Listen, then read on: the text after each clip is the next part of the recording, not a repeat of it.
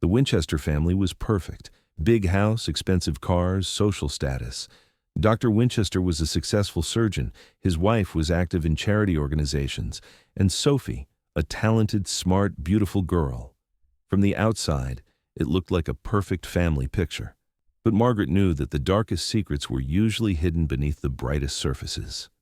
Welcome to Echo Stories.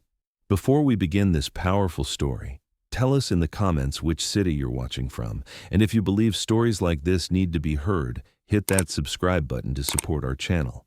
Westfield, Connecticut, an affluent suburb where old money met new success. Tree-lined streets with colonial mansions, perfectly manicured lawns, and the kind of quiet that comes with financial security. Margaret Chen, 68 years old, had been teaching piano to children in this neighborhood since her retirement. She preferred in-home lessons. It paid better, and she enjoyed seeing how different families lived. Her Tuesday afternoon appointment was always at the Winchester residence, a stunning Georgian mansion on Elm Street, complete with circular driveway and imported fountain. Dr. Richard Winchester was one of the area's most prominent cardiac surgeons. His wife, Patricia, served on multiple charity boards and was always impeccably dressed. Their daughter Sophie, 8 years old, had been Margaret's student for 6 months. Bright child, natural musical talent, but something about her always seemed careful, too careful for an 8-year-old. Margaret pulled her modest Honda into the imposing driveway, as she had every Tuesday at 3 p.m. The Winchester house always intimidated her slightly, not because of its size, but because of its perfection.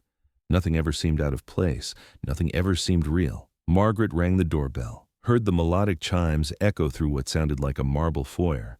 Mrs. Winchester answered, as always, immaculate in her designer outfit.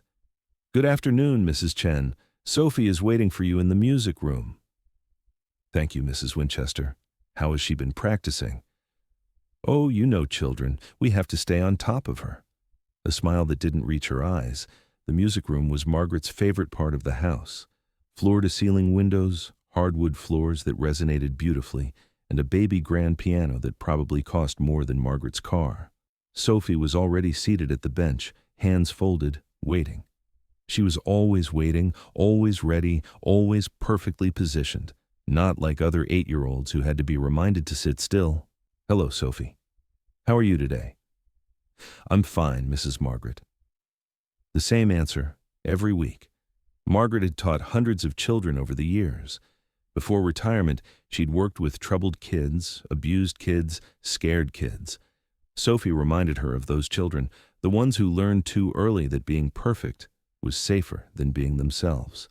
During the lesson, Margaret noticed small things, the way Sophie flinched when she made a mistake, how her eyes darted toward the doorway whenever they heard footsteps in the hall, the way she held her shoulders, tense, protective.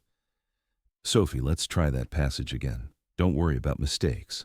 They're how we learn." "But Daddy says mistakes are for people who don't try hard enough." Margaret paused. That was more than Sophie usually shared about her home life. "What do you think about mistakes, Sophie?" "I think," Sophie looked around nervously, "I think I shouldn't make them." Margaret's instincts began to activate. After 25 years as a child protective services detective, certain patterns became unmistakable.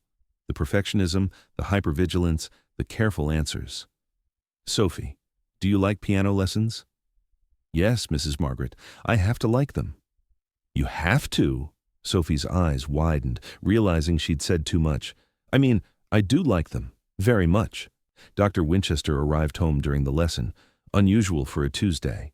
Margaret heard the front door, then heavy footsteps across marble. "Patricia, where's Sophie?"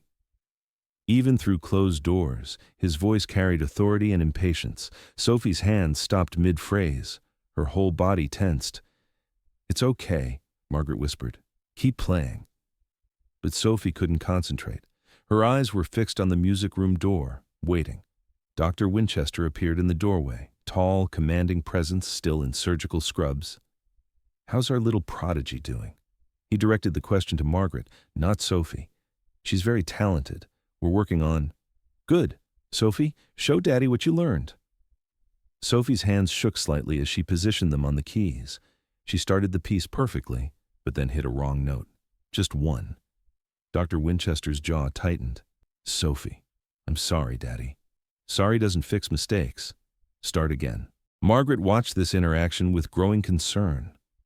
Sophie played again, flawlessly this time, but there was no joy in it. No music, just mechanical perfection. Much better. Mrs. Chen, I trust you're pushing her appropriately. We expect excellence in this house. Of course, Dr. Winchester. Sophie is very dedicated. After he left, Sophie sat in silence for several minutes.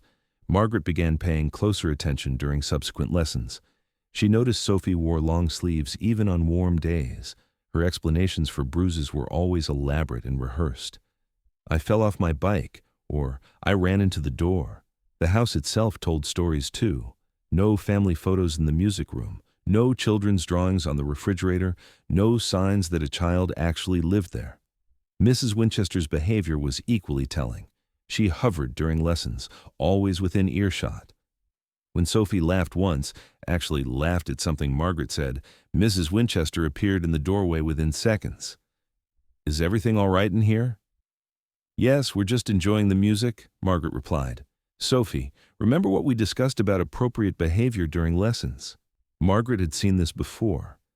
Abusive families often maintained perfect facades, especially wealthy ones.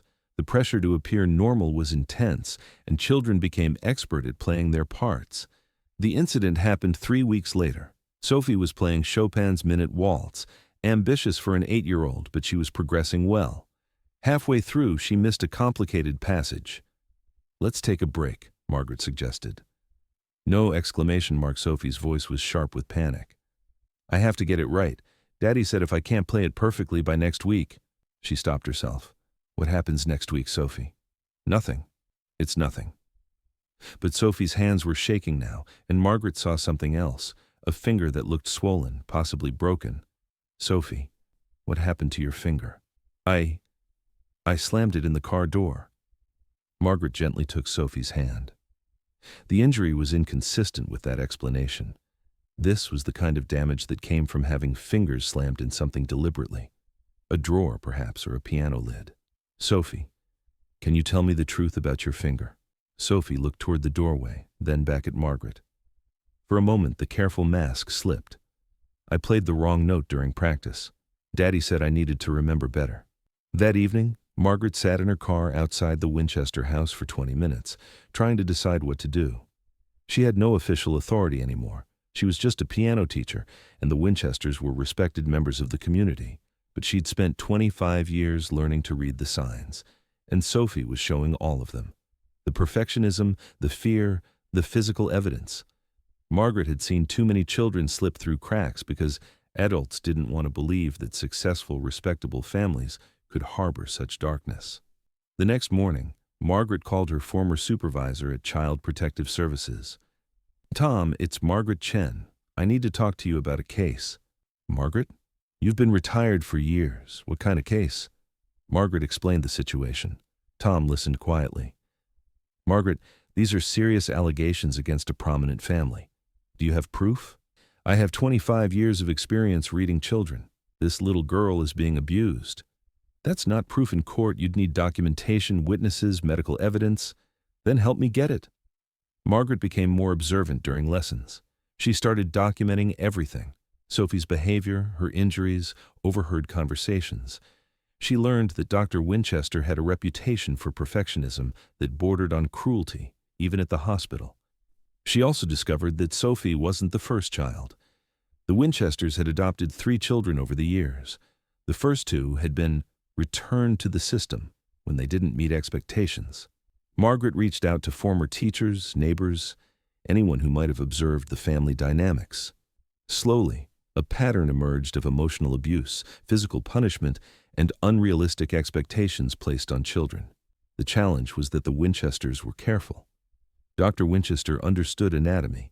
He knew how to inflict pain without leaving permanent visible damage. Mrs. Winchester was skilled at maintaining appearances and coaching Sophie on what to say to outsiders.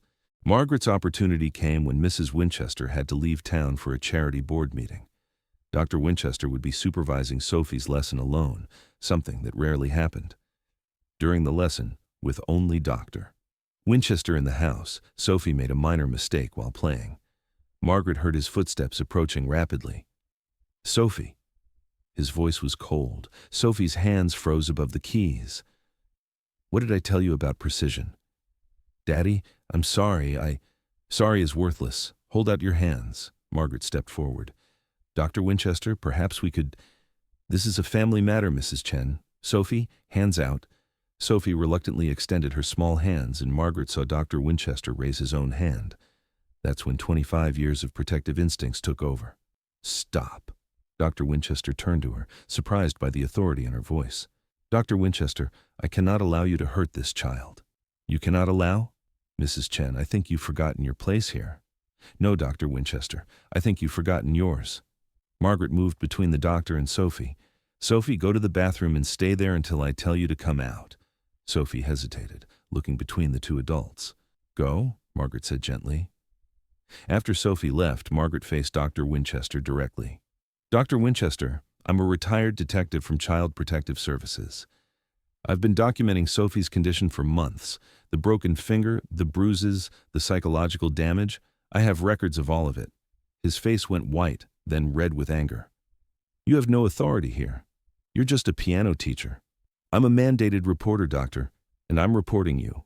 Margaret called the police from the Winchester house with Sophie as her witness. The investigation that followed uncovered years of systematic abuse disguised as high expectations. Dr. Winchester was arrested, his medical license suspended pending investigation.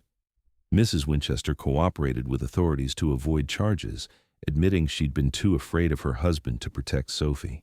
Sophie was placed with relatives out of state, away from the toxic environment she'd known her entire life. Margaret testified at the trial, her 25 years of experience lending credibility to observations that might have been dismissed from a mere piano teacher. 6 months later, Margaret received a letter. It was from Sophie, now living with her grandmother in Oregon.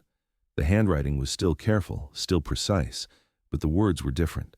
Dear Mrs. Margaret, I'm learning to play piano again. My new teacher says mistakes are okay, and I'm trying to believe her. Thank you for keeping me safe. Love, Sophie P.S. I can laugh now without being scared. Margaret kept that letter in her piano bench, a reminder that sometimes the most important lessons aren't taught through music. She continued teaching piano in Westfield, but now she watched all her students a little more carefully. Because she'd learned that perfect families, perfect houses, and perfect children often hid the most imperfect secrets, and sometimes a piano teacher was the only adult who was really listening.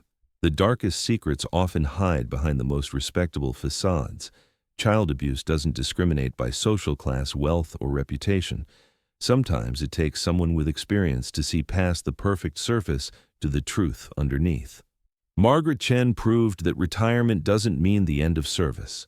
Sometimes it just means serving in a different way, with the same mission, protecting children who can't protect themselves. If this story resonated with you, please share your thoughts in the comments.